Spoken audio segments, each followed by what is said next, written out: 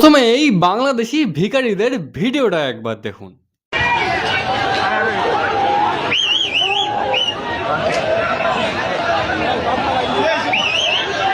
দর্শক, কি একটা অবস্থা দেখেন, ভাতের জন্য কি অবস্থা, মিজান ভাইয়ের ভাতের জন্য কি অবস্থা দেখুন।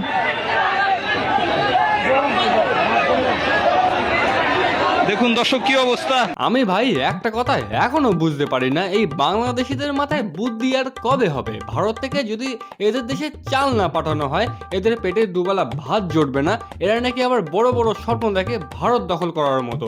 এরা নাকি আবার চিকেন নেক করিডোরের উপর হামলা করে 7 সিস্টার দখল করবে যদি 24 ঘন্টার মধ্যে শেখ হাসিনাকে ফেরত না দেওয়া হয়।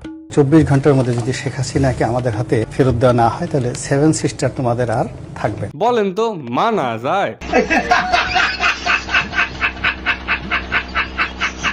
এদের দেশের সরকার এদের যে কিভাবে পাগল বানাচ্ছে, এরা ভাই এখনো বুঝতে পারেনি।